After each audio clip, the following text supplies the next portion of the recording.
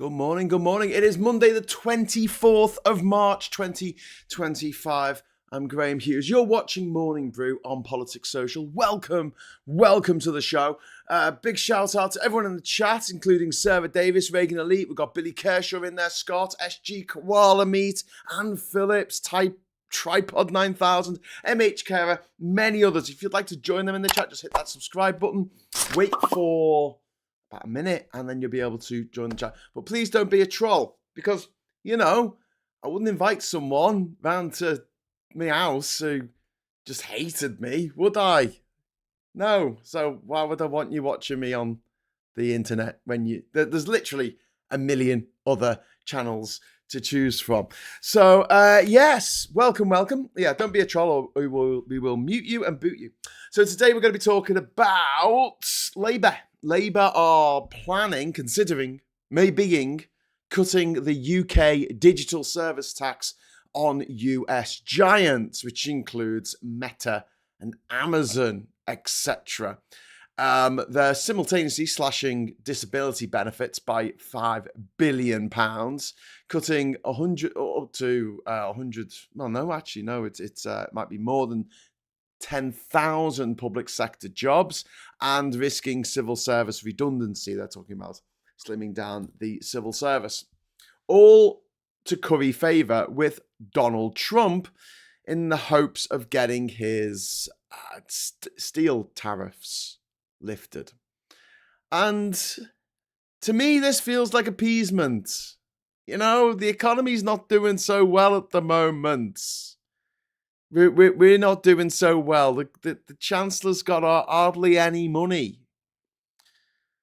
The amount of money we're paying on the interest on the gilts that the government has issued over the last 15 years is now over £100 billion. That's just the interest that we have to pay off. That's just our payments on the interest.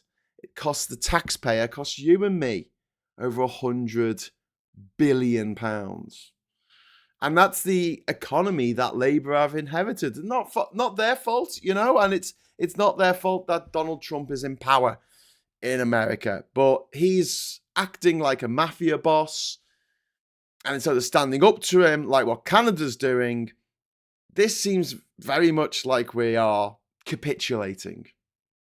Appeasement of tyrants always leads to disaster. So let's talk about the digital services tax. This was introduced in 2020. It's a 2% levy on revenues from UK users for social media platforms, search engines, online marketplaces, etc. It's targeted large companies earning over £500 million globally, or at least 25 million in the UK. It's estimated to raise £1 billion a year for the Treasury, and the US has consistently lobbied against it, calling it discriminatory. If it was dropped, this is direct giveaway to rich companies that already have more than enough money. The richest companies on earth. Meta alone made $39 billion of profit in 2023. And we're talking about a 2% tax.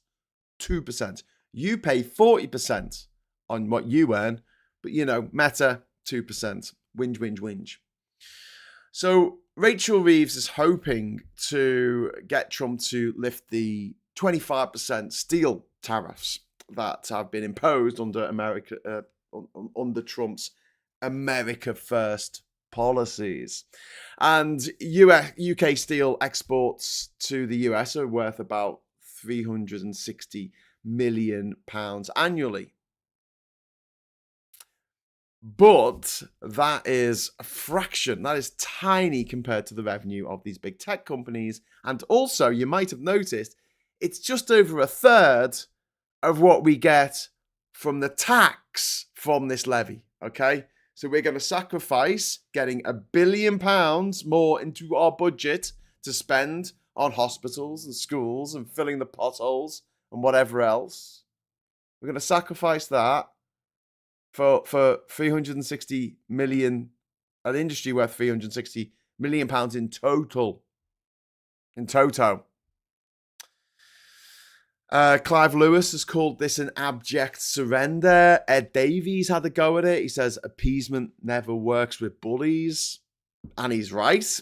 And Starmer says he likes and respects Trump, but Trump only respects strength, not sycophancy. One Angry Pagan's just dropped a super chat in. Thank you very much, One Angry Pagan. First super chat of the week. Thank you. We all know how and why this happened. Cheers, Brexit. Yeah, One Angry Pagan. You say that about pretty much anything that's going on in British politics at the moment. So Trump has already mocked the UK and Europe, calling EU leaders weak and calling NATO a protection racket, which is a bit rich coming from a man who runs his country like a fucking mob boss. It's all shakedowns. It's all extortion and blackmail. That's all he knows. That's his business. That's his business strategy. Blackmail. Telling countries, oh no, you better get that dirt on Joe Biden's son. Yeah, that doesn't exist. Just make something up if you have to, or you're not getting all that military aid that we promised to send you. It's all about extortion. It's all about blackmail. It's the darkest, sickest part of the human psyche, the human soul. That feeling of power over the powerless, the tyrannical power relationship that these motherfuckers have. Billionaires, millionaires, the big companies that run the planet, and they're getting away with it. And I've got to say, like, this hasn't been, formalized yet, and we probably won't find out about it. But if it is in the spring statement, Rachel Reeves' spring statement, which I think is issued this week, it will be this week, won't it? Because it's going to be before the end of the tax year.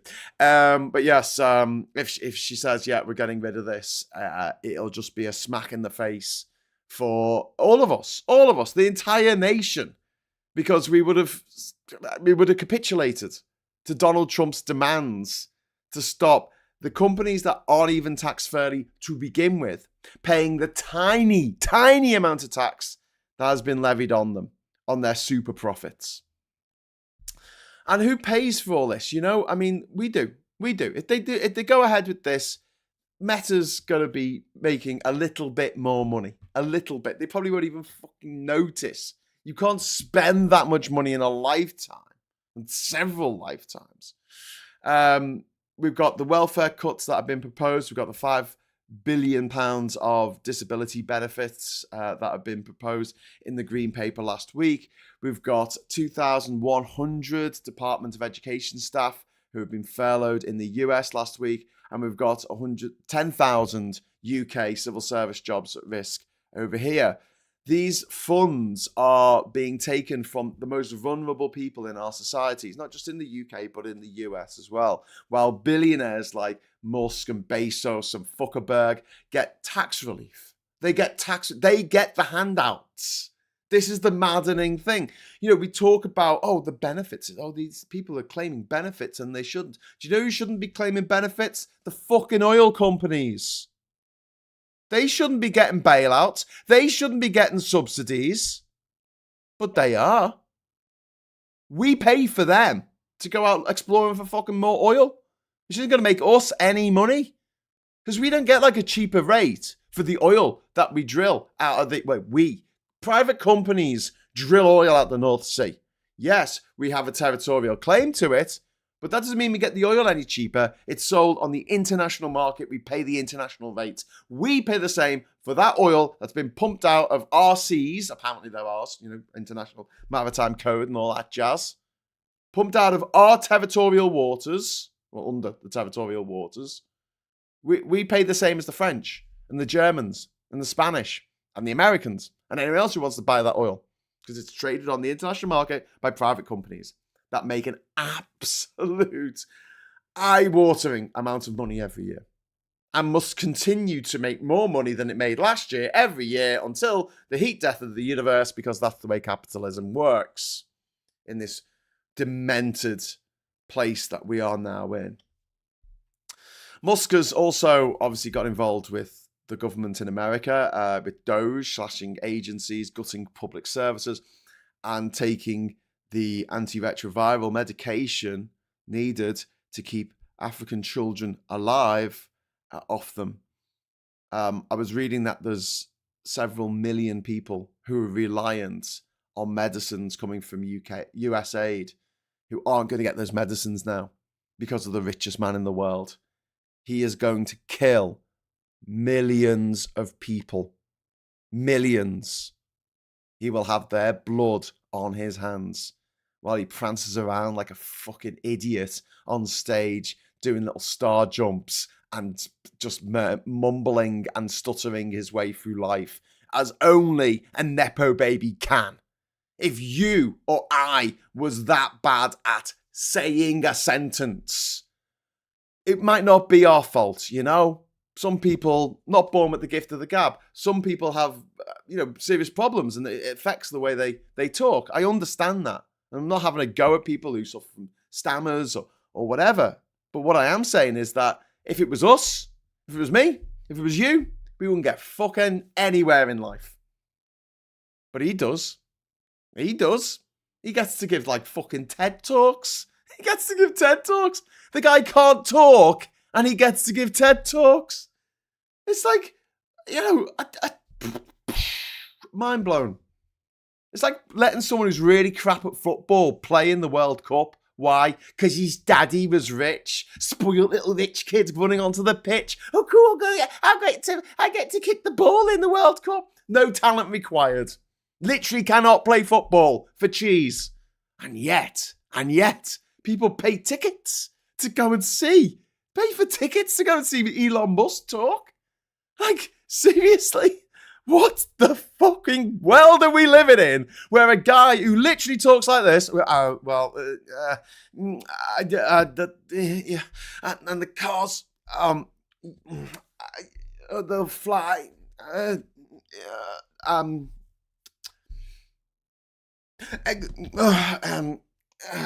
wings.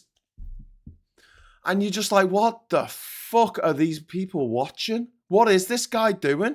Why are they paying for it? Are they paying to go and hear this guy speak? I'm going to launch a new car. Oh, yeah, mate, your Tesla Roadster. How's that getting on? When did they start taking orders for the Tesla Roadster? When was it? 50 grand a pop, was it? Deposit for a Tesla Roadster. What was that, in 2018? Was it? That was 7 years ago. 7 years ago. I'd love to talk to the people who spent that $50,000. Like, are they happy? Are they like, yeah, I'm glad I wasted all that money. I didn't need it anyway. You know how some people feel about money. Oh, I've got too much of this. May as well just give it to a con man. Out of control. Absolutely out of control. This man, Elon Musk, not just, destroying America and destroying the things that helped people who are American who weren't born Nepo babies who had a fucking dad whose dad owned an emerald mine, for God's sake. The same father who married his own stepdaughter who he raised from the age of 3. Now that is so fucked up. I don't know where to begin. And then Elon Musk has the audacity to talk about Jess Phillips, people in the UK who are fighting against violence against women, saying that they support groomer gangs. Your dad's a groomer. Hey, Elon, dickhead, yeah? Pedo guy, that's your dad. Not the guy who rescued the kids from the fucking cave in Thailand. No, he's not pedo guy. Pedo guy is your fucking dad. 3-year-old. Fucking 3-year-old. Now she's had 2 kids with him. He's like 40 years younger than him. Elon's sister is now his stepmom. Yeah, that's kind of fucked up. No wonder he got American citizenship, eh?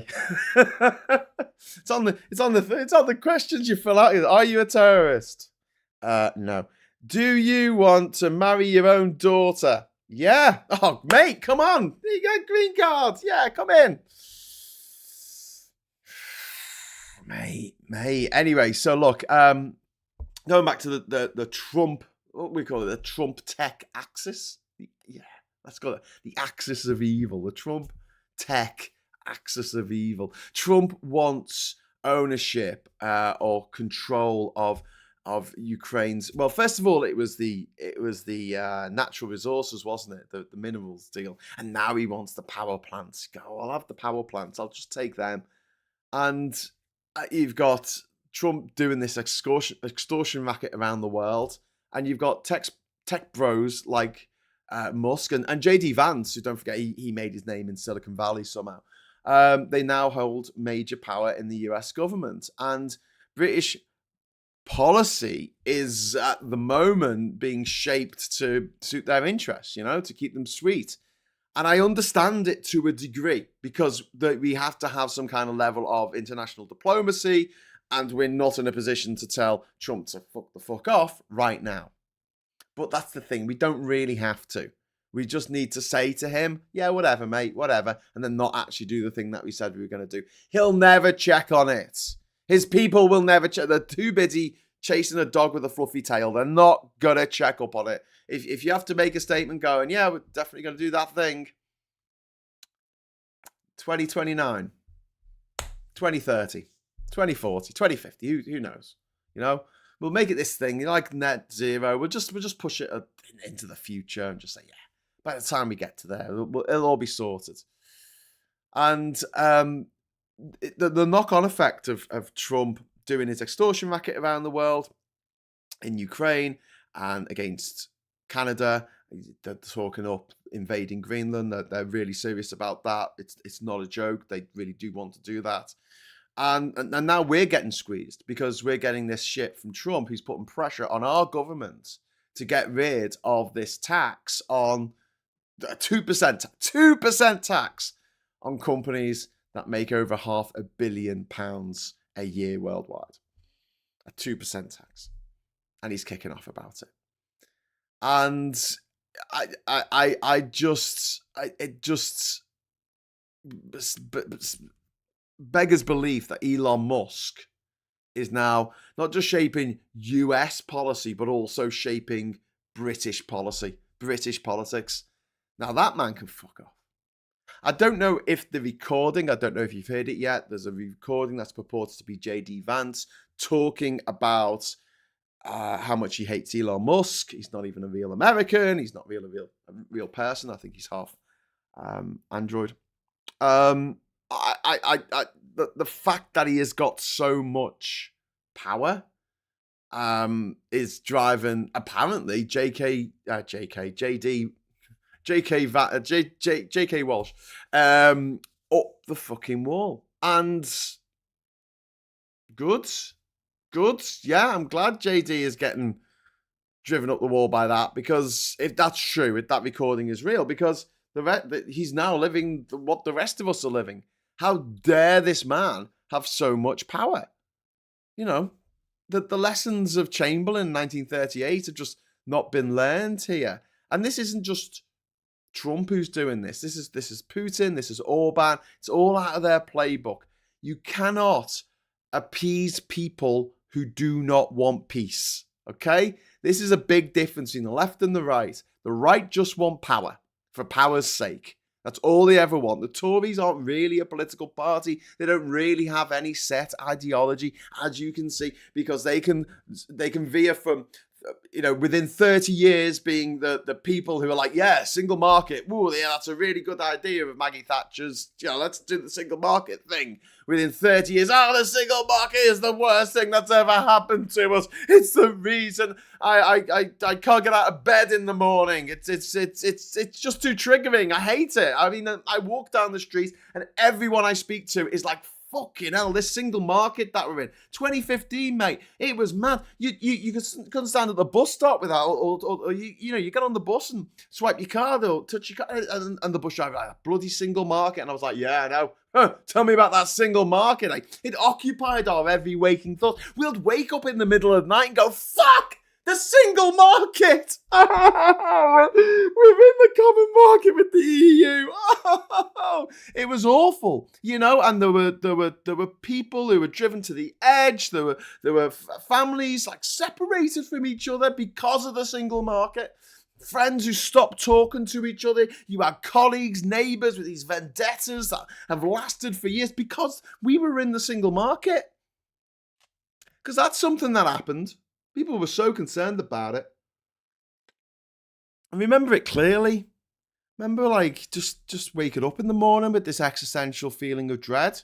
Because I knew that I could, like, send something to Paris just as easily as I could send something to Manchester. That freaked me the fuck out. I've got to say. And you know when you got a packet of something and it had to have the same packaging so it could be used in the single market, but once it could be used everywhere. I hated that. Freaked me out. You know, having to have, you know, when you got like a pint of milk and it also had how many milliliters it was on the pint. Oh, mate. Oh, God, it killed me.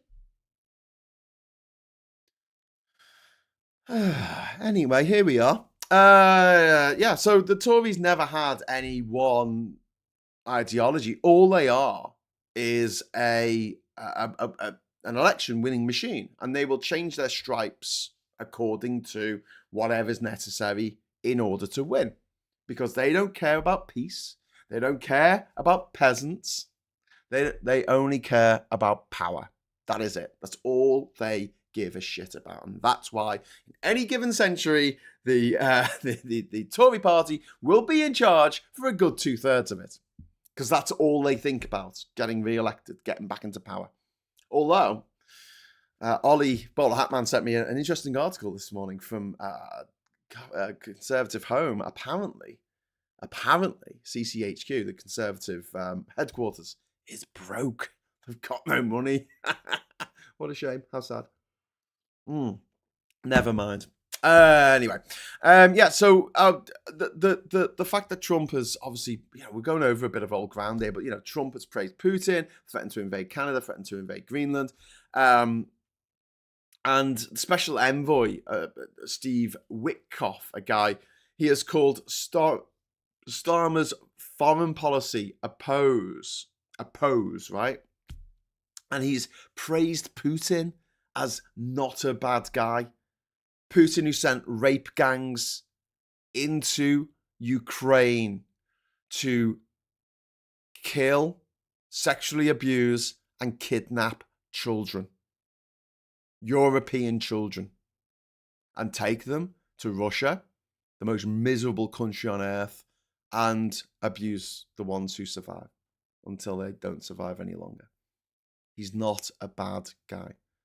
Because, you know, that's not something a bad guy would do, obviously.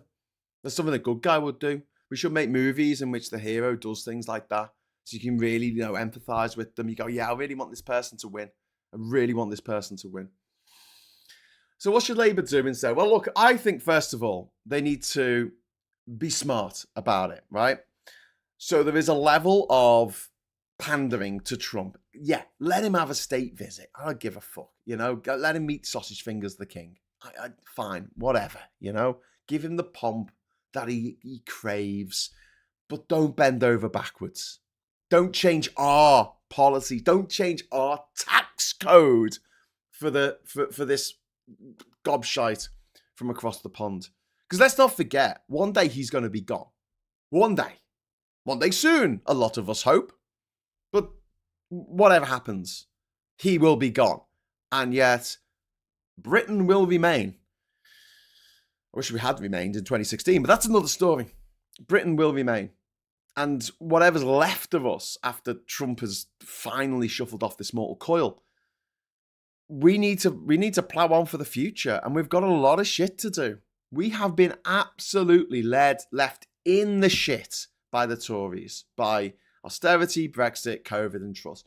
But that's not an excuse. That is not an excuse to make lives for the people in this country even worse than they already are, especially the people who are living hand to mouth, the people living on the streets, the people living in broken housing, broken families, broken Britain. And we need a concerted effort, not just to make things better for the vast majority in this country, but also, you know, make things better for ourselves politically with our neighbours and friends in Europe. This is a golden opportunity to do that, to do exactly that. What we don't need to do is make life better for Elon Musk, for Zuckerberg, for Bezos, because they have more money than you can imagine. We throw around words like billion and trillion like it's nothing, right? But the amount of money that really is just, our brains can't comprehend it. It's just too big a number. We haven't evolved to deal with numbers that large. It's mind-blowing. And so what our brains do is they make it like, oh, it's just like a million, isn't it? It just sounds a bit like a million. Billion, million, billion, trillion, quadrillion. I mean, they all sound a bit similar. Is it that different? It is, yes. Yes, it is that different. And as I keep saying, if you got a stack of £50 notes on the ground, like one on top of the other, a million would be 6'6". A billion would be twice the height of the Burj Khalifa, the tallest building in the world. A trillion would be 5 times higher than the International Space Station. That's how many a trillion is. And when these companies are earning over $1 trillion, well, valued at least over $1 trillion, then you're looking at a world in which the gap between rich and poor is arguably insurmountable unless we take some real action.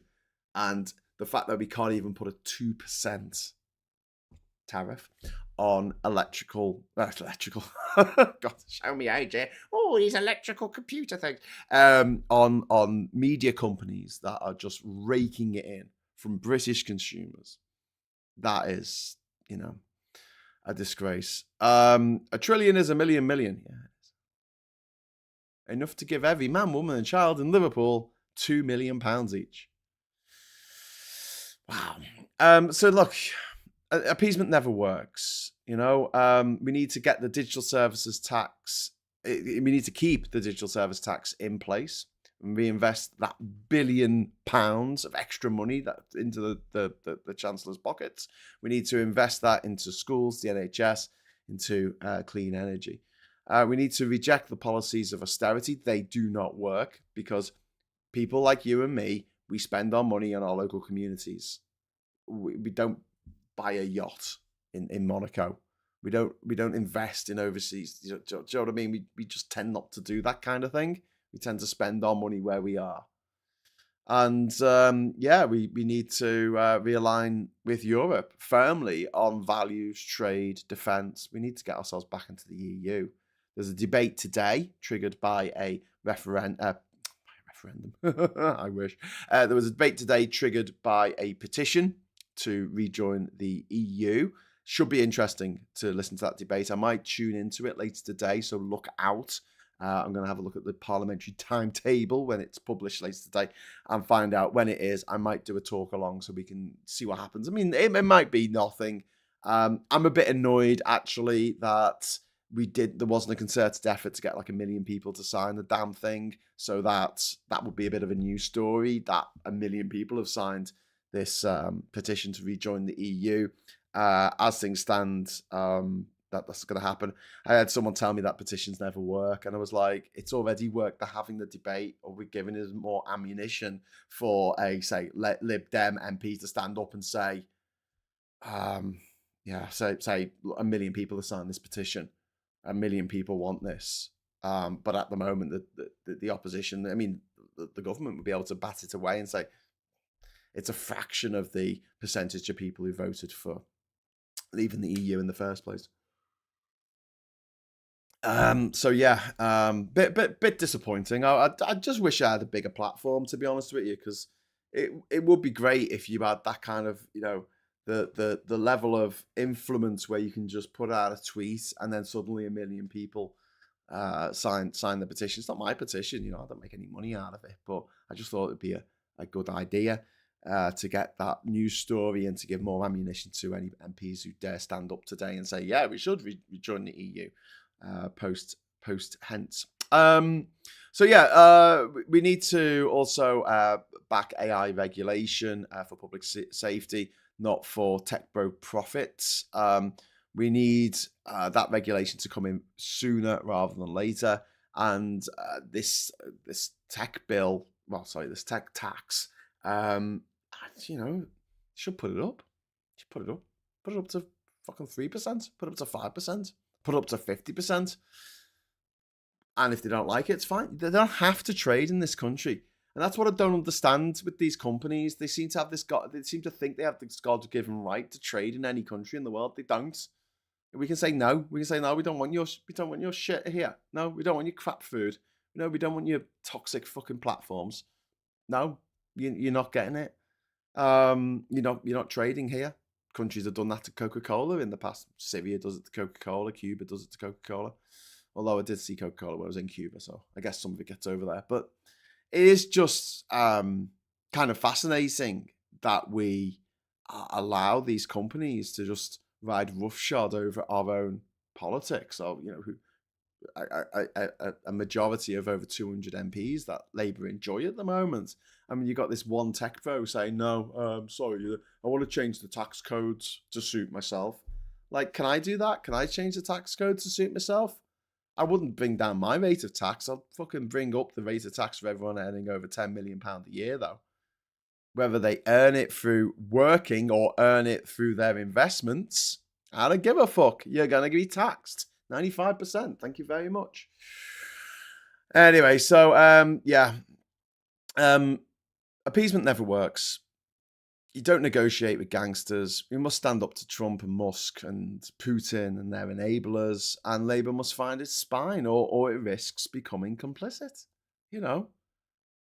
Capitulation leads to collaboration. Just ask the Vichy French about that one. Super chat coming from Ivan. Thank you very much, Ivan. Happy Monday to you. If only my autism petition got to a debate. That's the most important campaign for me personally, but it's an uphill struggle. Thanks, Graham, and everyone who helped me with it. Cheers, mate.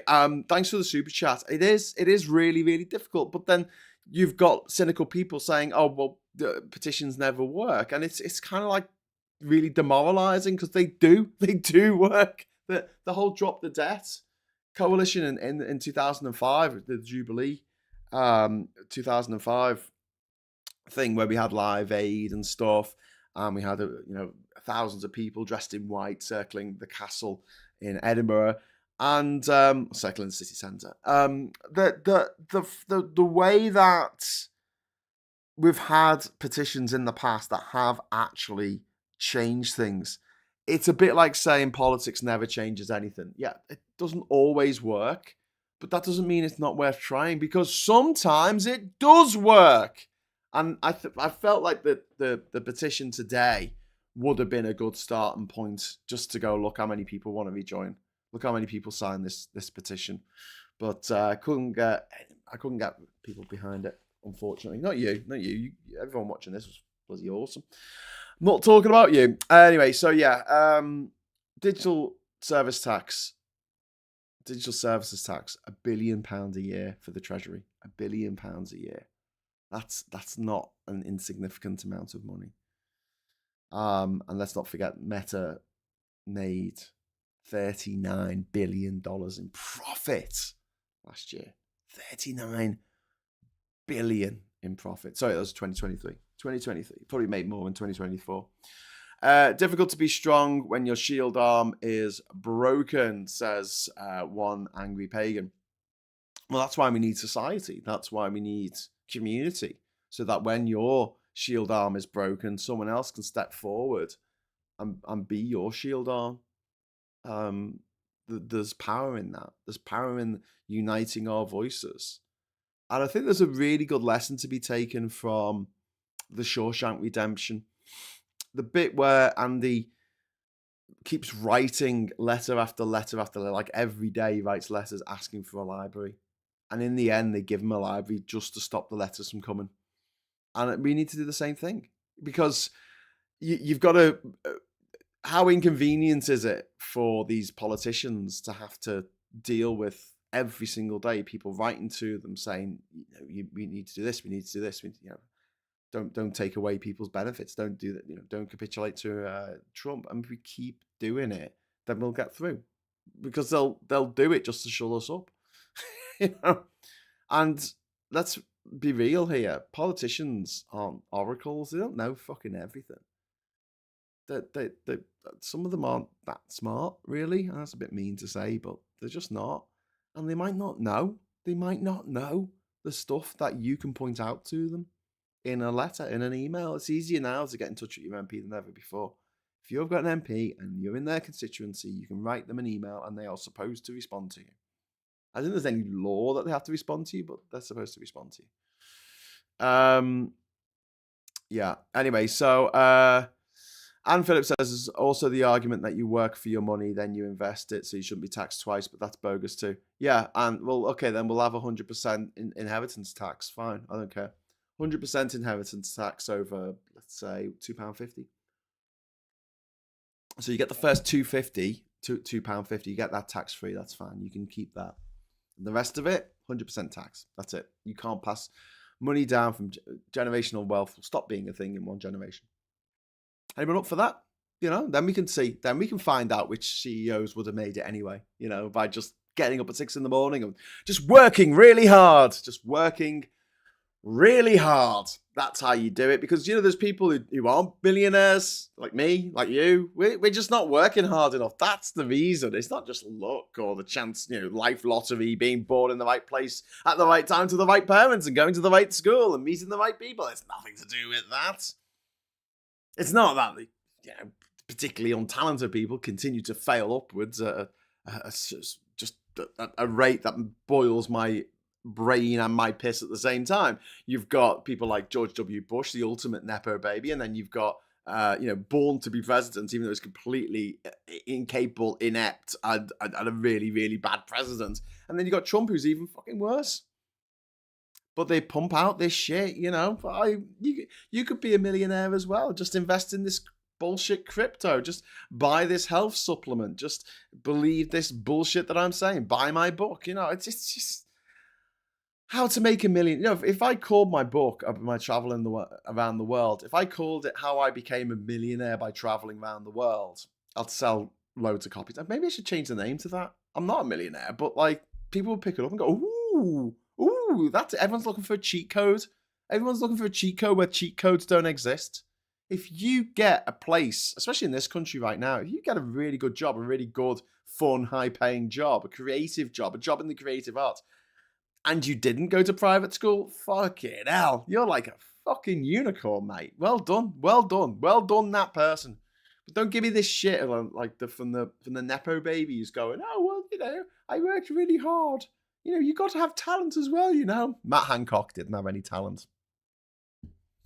Anyway, Ivan, thank you very much for the £5 super chat. Thank you. 10,000 signatures for a government response and 100,000 signatures for a debate is unreasonable. I don't know, Ivan. I don't know, because there are some really silly things that come up for petitions. Thank you very much for the super chat. I think there was a petition about getting Gary Lineker to have to leave the BBC because he was too woke or some fucking nonsense like that. So I kind of get it, in the same way that I kind of get that you've got to pay 500 quid to stand as an MP in this country, because otherwise you'd turn up to vote and there'll be 150 people on the list, and it would just be unwieldy. I think that for something like what you're trying to do with the autism petition, I think that getting a autism charity or someone with a massive mailing list involved would make all the difference, could make all the difference.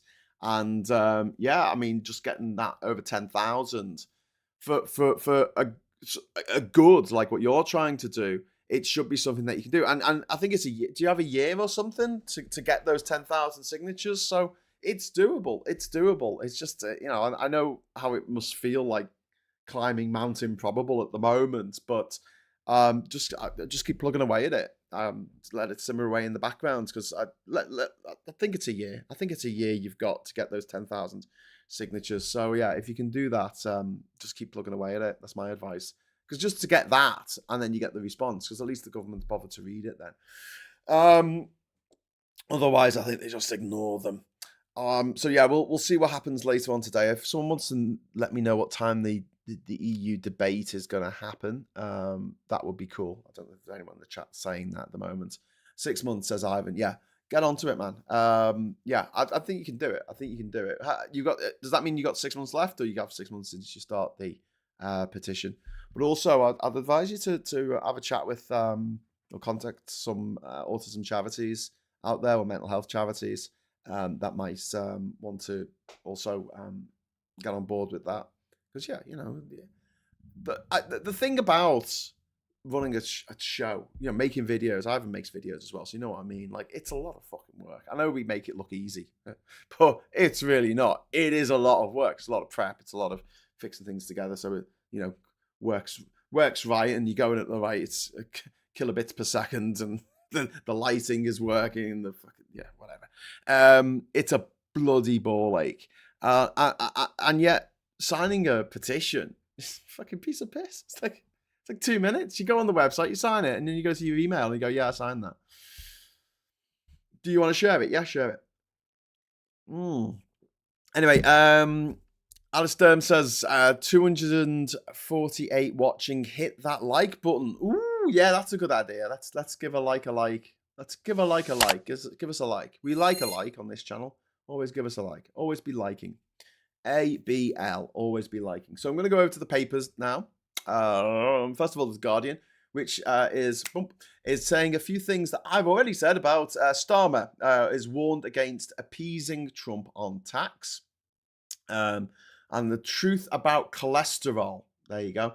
A last blast of Stephen Stacker on the end of Hard Talk. Oh, is Hard Talk ending? And then opposition and Labour MPs hit out over talk of digital deal to halt tariffs. Keir Starmer has been warned against appeasing Donald Trump as he considers reducing a major tax for US giants while cutting disability benefits for public sector jobs. What I was talking about this morning. Well done, Guardian, for catching up there. Yesterday's news with The Guardian. We just had a super chat come in from Donkey. Hey, Donkey, how you doing? But gee, how do we do it? Should we run for local office? I don't think you need to. I mean, unless you really want to get into politics, which I don't really want to get into politics. I prefer to just snipe from the sidelines and throw rotten fruit from the sidelines. But yeah, if you want to get involved in politics, you're not going to go straight in an MP. I'll just tell you that now. Unless you've already got a level of celebrity or something, yeah, you're not going to go straight as an MP candidate. You need to work as a councillor for a bit first. So in this country, we have councillors who are not paid, by the way. It's not a paid position on the city council. If you do that for a few years, that'll get you in with the party that you're with, and then they might put you forward as an MP. But realistically speaking, if you actually do want to be an MP, you need to be Tory, Labour, or Lib Dem. Otherwise, you don't really stand a chance. Unfortunately, that's the system. I'm not condoning it. I'm not condoning the system. I'm just saying that is the system. Anyway, back to the papers. So over here we have the Times. Asylum seekers to remain in hotels for years, Treasury admits. Migrants will be housed in hotels and other temporary accommodation for years to come because of the Tories. There's the Pope back in his Pope-mobile. Actually, that's not a Pope-mobile. That's just a car, isn't it? But it's white, which is nice. But he's out of the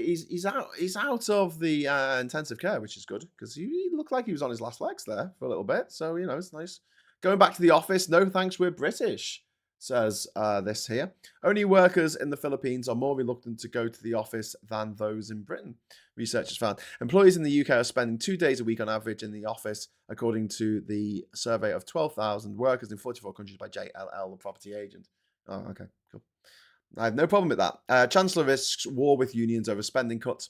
Spectre of strikes as Reeves prepares call of 50,000 civil servants to balance books in spring statement. Ministers are drawing up plans to axe up to 5 times as many civil service jobs as planned, as Rachel Reeves puts herself on a collision course with public sector unions. As she looks to balance the books in a spring statement this week, the Chancellor announced yesterday that she would cut up to £2 billion from the government's running costs by 2030. I don't, maybe she can do it. I don't know. Maybe. I'd love it if she can, but I don't think they can do that. I don't think they'll get away with it. But whatever. I've not seen the books. I wouldn't know. But if there were some tickets for Sabrina Carpenter, I'll take them. The thing is, the Sabrina Carpenter thing with Rachel Reeves, right? I've got to explain that when you go to a gig now, right, there's two things, right? First of all, you don't get a free ticket. What happens is you get put on the guest list. So every band, every artist has a guest list. So they have X many slots, and those are to be given away to family, friends, whoever the hell you want to give them away to as a bit of a sweetener for doing the gig. And sometimes it's the people who run the venue they get a list as well. The people who are performing get a list, obviously, and they get to put people on. Sometimes they don't. Sometimes there's, they're playing a gig up in Glasgow. They don't know anyone up in Glasgow, so there's no one on the list. It's just the way it is. But it's not like they sell less tickets based on how many people are on the guest list. They are allocated like X many tickets for hospitality, and then they sell the rest. They always have a few left over. They never sell out these venues. When they say they're sold out, there's always a few spaces available, so you're not going to, I don't know, fall foul of the fire regulation rules that we have in this country, all right? And so the idea that you get given free tickets is a bit of a misnomer, because it's not like other people had to pay for it and you get those tickets that other people had to pay for free. It's not quite the same as that. But also, as someone who's, got into gigs in the past and not had to pay for it, but also increasingly now, even if you're on the guest list, you're having to pay. The guest list is one thing. Yeah, okay, you can get a ticket for this gig, but you still have to pay for it. And if you go to Glastonbury, you still have to pay for the ticket a lot of the time. Katrina Tam, sorry, if you're performing at Glastonbury, you do get in for free. But if you are a +1, if you are someone on the guest list for a band, you do have to pay for your ticket. Katrina Tam, thank you very much for the £20 super chat. I wonder what I've done to make governments hate me, in particular, being trans, mentally ill, autistic, council estate, immigrant dad. Almost won the prejudice bingo. I think the only thing I didn't get was skin colour. Katrina, the reason is because you're a minority. You're a minority, and it's easy for bullies to pick on minorities. And that's horrible. And I hate that we live in a society where that is acceptable. And when you stand up for minorities and you say this is wrong, stop being so horrible, you get accused of being woke. And let's face it, being woke is just being a nice person. It's just being reasonable. It's just being decent. It's just being polite. So what these people are saying when they don't want to be woke is we don't want to be decent. This the Santos knobhead or whatever, his little creep down in Florida, when he says that Florida is where woke comes to die, what he means is Florida is where decency comes to die. You've got to read it like that, because that's what woke means. It just means decency.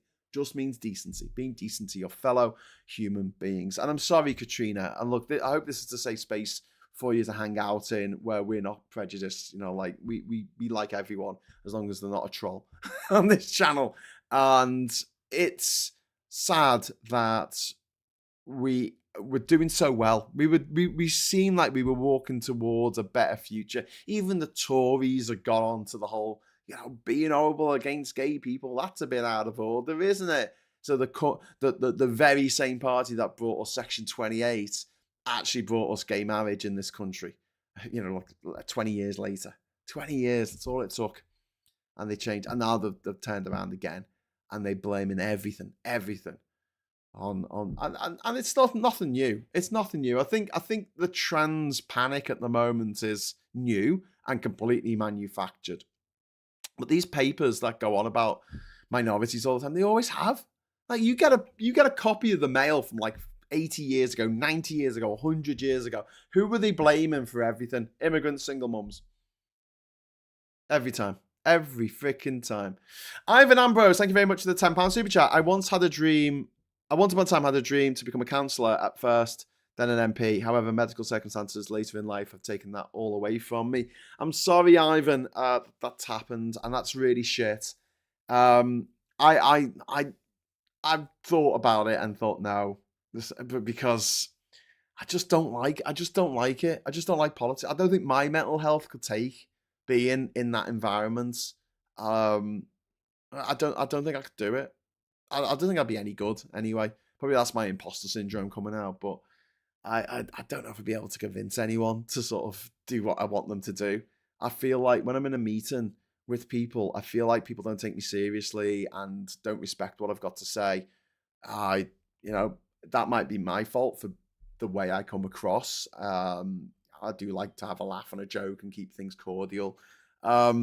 But also, I do think there's a deep-seated prejudice against people with Scouse accents. We just, you meet someone who's a prize-winning author or a scientist or something. They've got a thick Scouse accent or a Brummie accent or a Geordie accent, and you think, do you really know what you're talking about? Do you really know what you're talking about?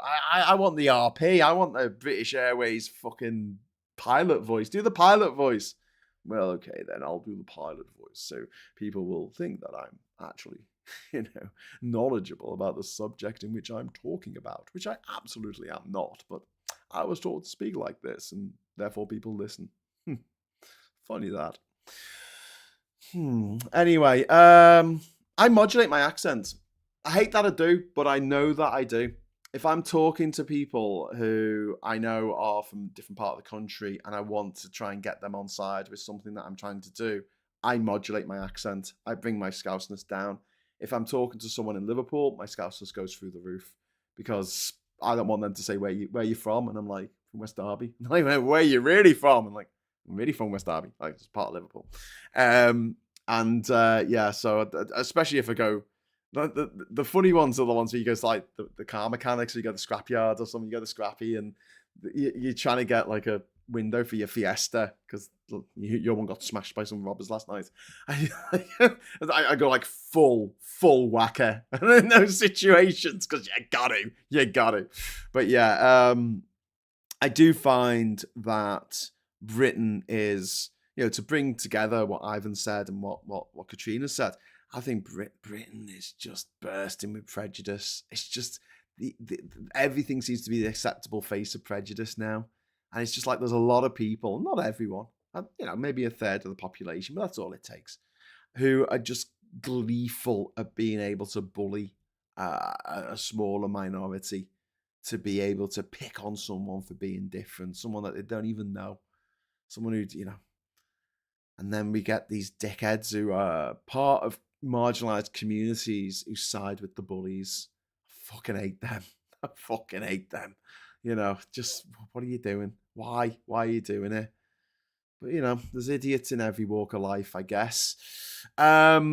Jane says it's sad that the best people who would speak for us are too nice to be MPs. You're so good at this, Graham. Keep being you. Oh, thanks, Jane. That's really nice of you. But I think I'm good at this. Like, I'm not deluded. I do think I'm good at public speaking, going out and, getting the crowd on side and stuff like that. But the nitty gritty of politics, I'm too impatient. I can't stand meetings. I can't stand sitting there. Can't stand sitting there. There you go. There's an oxymoron. While people waste my time by just talking about stuff that's got nothing to do with what we need to be talking about in that particular meeting. People do this all the time. And if you're one of those people, can you please stop? Can you please just keep on the fucking topic? Because people like me who are diagnosed with ADHD, we can't cope. We cannot cope. Please cut to the fucking chase, okay? Let's talk about what we need to talk about. Because ADHD people, I thought this was just me, but we literally have a million things to do at all times. We have 4 television screens on in our head at all times, and we're trying to do a million different things, and you're wasting our time. I think for some reason, ADHD people seem to be a little bit more aware than others that we're here for a good time, not a long time, people. Come on, let's get this thing moving. Let's write like we're running out of time. Jason says, I've been down to my County Durham accent. I had to tone down my County Durham accent, Pitmatic, and I've surprised a few people when the accent suddenly gets stronger when I get annoyed with something. I do that. If I'm really fucked, you can really tell when I'm surprised because you get a "you what" out of me, which I don't normally do, but I'll be like, "You what?" Which is a very, very scouting. When 15 odd years ago, I had an Aussie girlfriend, and her sister, when she would get very excited about something or surprised about something, she would genuinely say "fair dinkum." And I thought that was something that they just made up in Neighbours because they couldn't swear. But no, No, that's what they say. Fair dinkum, you are. Anyway, Jane says I'm a Yorkshire lass, and our accents are and our accents vary tremendously. It annoys some. Yeah. Jess says Graham has principles. That's no good for politics. Well, I try to have principles. I try to stick to them. It's not easy, is it? Bloody hell. It's just like every day something like, that you used to like has to turn shit because the people involved in it are just horrible. You're like, oh, for God's sake, why can't we have nice things? Anyway, better go back to the papers. I haven't finished the papers, have I? Getting a bit carried away here. Her budget, what's this? Daily Mail, how to rewire your brain to silence food noise. Lose weight and keep it off for good. All right. Her budget killed growth. This week, she's set to cut 10,000 civil service jobs. But yesterday, Rachel Reeves squirmed on TV as she justified taking free tickets to a Sabrina Carpenter concert. I was just talking about this. How about cutting your freebies, Chancellor? Seriously? This is... Let me just double check. That is the Mail. It does say the Mail on top. I'm not just misreading this, right? The Mail. The Mail. How about cutting your freebies, Chancellor? Okay, so a couple of problems with that. First of all, it's the Mail. Secondly, it's the Mail. Thirdly, it's the Mail. But fourthly, this is the paper that backed Boris Johnson to the hilt. A man who got an £800,000 loan from someone that was facilitated by the guy who would turn out to be the future chairman of the BBC. Freebies. Okay. Freebie. Let's talk about freebie. Mate, the hypocrisy is like, it leaves like a metallic taste in my mouth. That's how bad the hypocrisy is here. It's fucking radioactive. Anyway, right. So we're gonna have a mad March. It's the hottest since 1910. All right. I'm obsessed with the weather, aren't we? Heathrow had enough power to stay open. And how fashion ditched woke, how fashion ditched decency. Okay, that's nice. Inside story of Glazer's toxic Man United takeover. They love these words, don't they? Toxic, woke.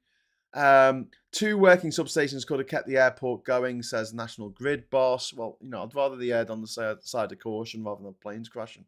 And there's some woman on the front who had a premature daughter. Okay. Trump and Putin at odds over new Ukraine peace talks. Are they really at odds? I don't think so.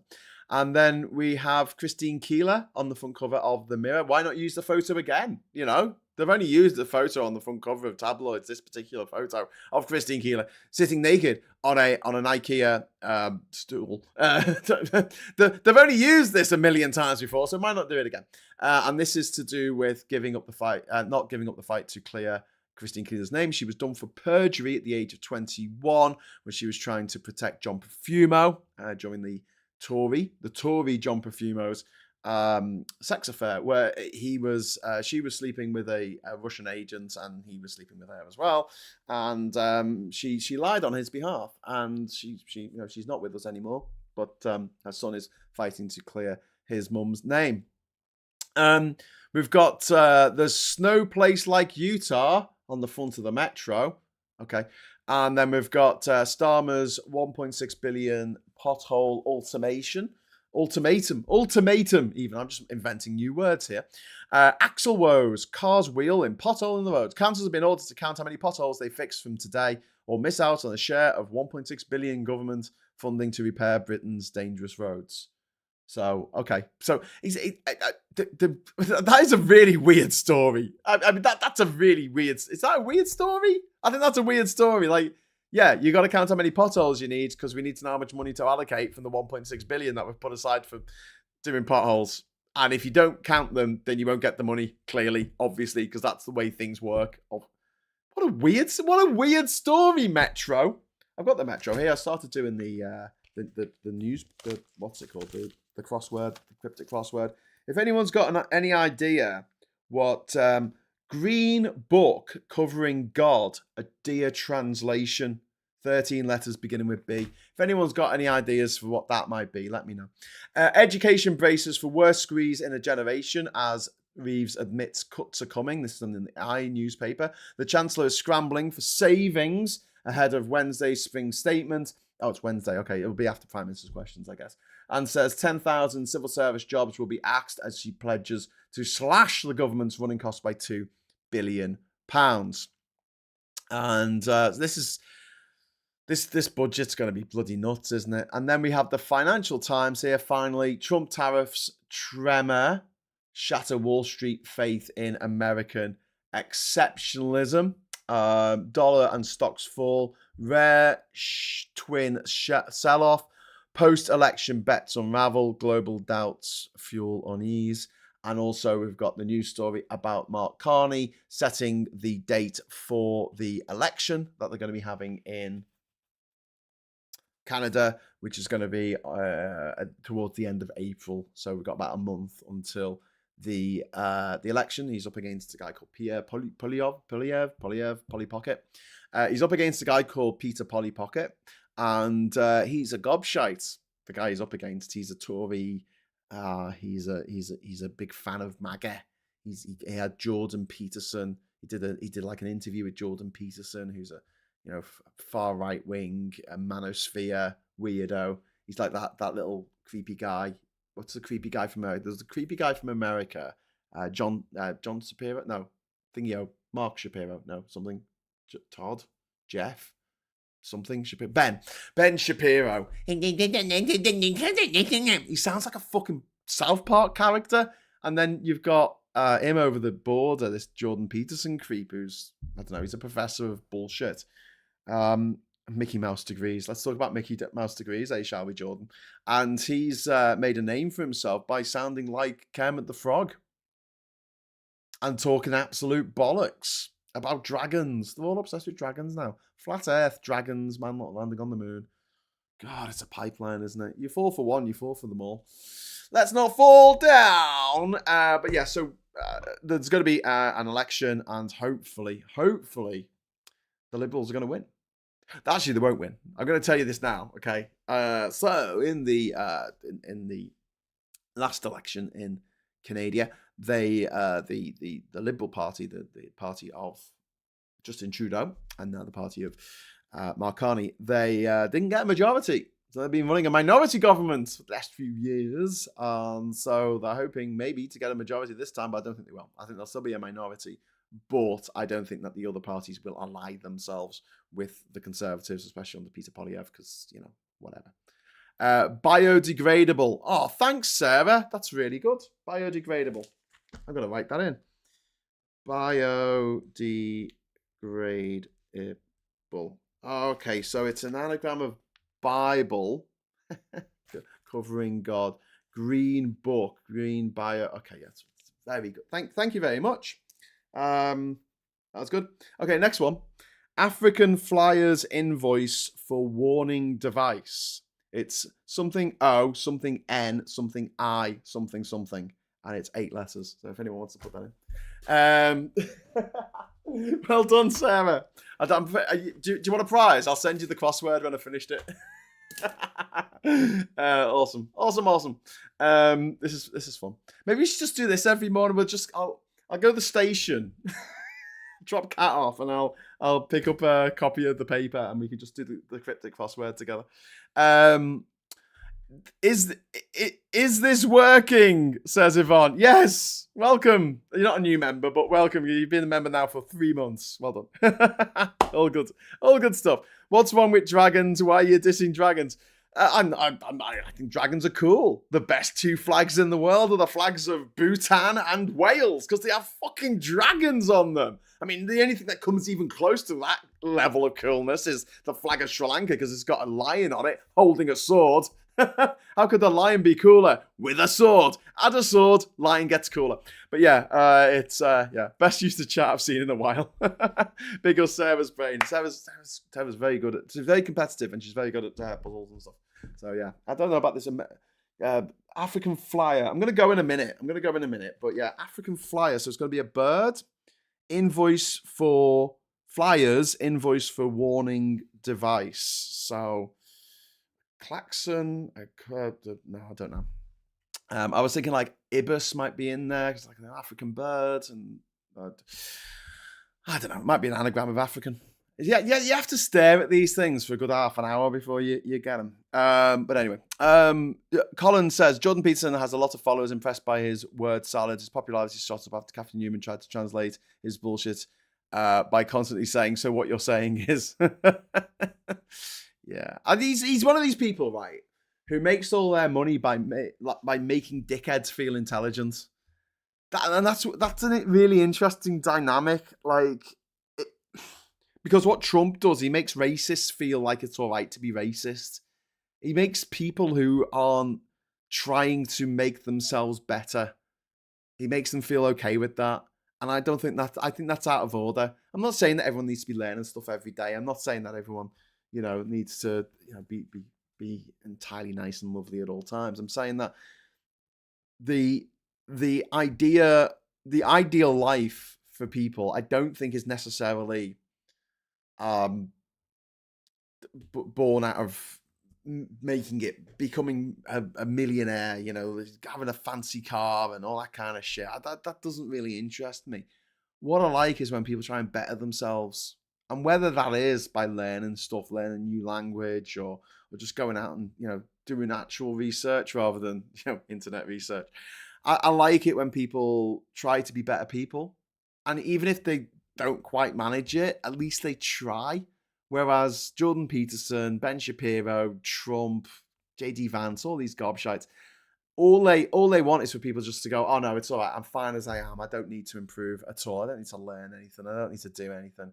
And I think maybe this is an age-related thing as well. I'm not going to have a pop at boomers because I know I get loads of shit if I do. But I think as you get older, it does get harder to learn new stuff, because the way the way your brain operates is it makes paths. It makes paths. So you remember things. The reason why something embarrassing that you did 30 years ago still sometimes pops up in your brain, it's because it's a well-worn path in your brain, because you've thought about it so many times in the past. It keeps coming up. Same with earworms. You've heard that song so many times. It's forged a path in your brain that just keeps playing on fucking repeat forever.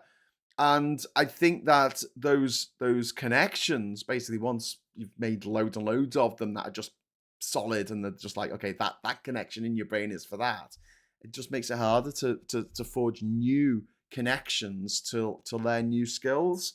And it might sound a bit ageist saying that, but I think that the reality of it, and why older people rely on younger people to fix the computer, or to set up a website, or to print a PDF, because you could teach them how to do it, you could teach them how to put stuff on eBay, but they'll never remember it. They'll always keep coming back to you and going. Someone was talking about like the clock on your VCR, like they never used to. I think the mum never used to fix the clock on the VCR. They always relied on the kid. They just didn't know how to do it, and it didn't matter how many times the kid went, look, this is how you do it. You press this button down, and then when the lights start flashing, you press this until you get to the right number, and then you press the first button again. It's literally 2 buttons. That's all you need to do. And it just didn't want to learn. Just maybe she couldn't. Maybe it's just one of those things. Maybe I'll hit that point soon. I'm in mid 40s. So I don't know. We will see. Hornbill. Ooh, very good. Hornbill. Oh, brilliant. This is a very good use of our chat here.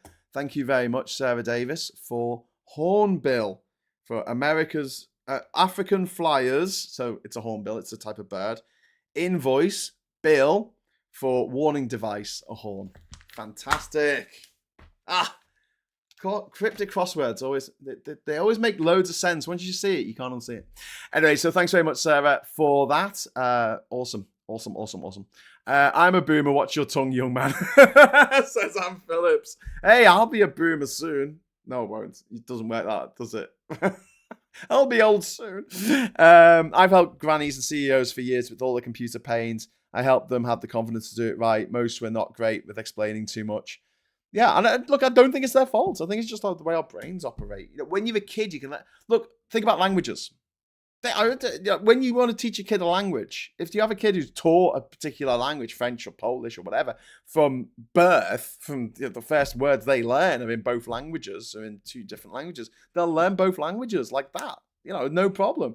But then you wait until they're in secondary school and you try and teach them French, and they're just like, it's one of the big mistakes I think we make. Server's got a brain as big as a planet, says Jez. That's being Welsh, that is. Yeah. Apparently, Wales is the last affordable place to live in the UK. Did you know? I was reading that today. So, listen, I'll be back later today because I'm going to try and do a live show, a watch party for the EU debate. Look, it might be a damp squib. It might just come up, and I think if someone goes, it makes a noise, they won't even debate it. It'll just have come forward to the debate. I don't know what the particular system is on debates that are triggered by a petition getting over 100,000 signatures. So join us for that, I suppose. But I'll definitely be back for stateside later this evening. At a time that suits. 9 o'clock these days, I think it is. So please join us for that. I'll be joined by Mikey Famine and other tamed Yanks, and maybe even Ollie from Canada to talk about the beef between Canada and America. That's funny in more ways than one, because beef is something that they sell to each other. Anyway, right, I'm going to let you go now because I've gone 12 minutes over time. I wake up in the morning and I think, what I'm going to talk about today? And I always have this fear that I'm going to run out of time. Like, I'm going to get to like 42 minutes into the show and I'll be like, oh shit, I've got nothing else to talk about now. Never happens, does it? Never fucking happens. Anyway, go listen to LBC for a little bit if you want to. And I'll be back later on when the EU bill is to be debated, and we'll see if anything happens. If not, never mind. If I don't see you for the rest of the day, hopefully I'll see you tomorrow morning for Morning Brew at 9 o'clock. And until then, give us a like on the way out, please. It's always kind when people give us a like. Also, consider subscribing to the channel. If you're not already subscribed, honestly, it makes a big difference. Even if our subscriber level just goes up by a little bit, as long as it's going in the right direction, it's all good. And then finally, obviously, if you want to join the channel, that is an awesome thing to do. And you will get a lovely rose after your name, like Martin and Sarah and One Angry Pagan and Witchy Goth and Donkey, all members of the channel. Fantastic. My mum's there saying bye, everyone. Bye, mum. So bye, mum. Thanks very much for the chat. Thanks very much for the super chats. Thanks for watching. And until next time, I'll say hello, good evening, welcome, and goodbye.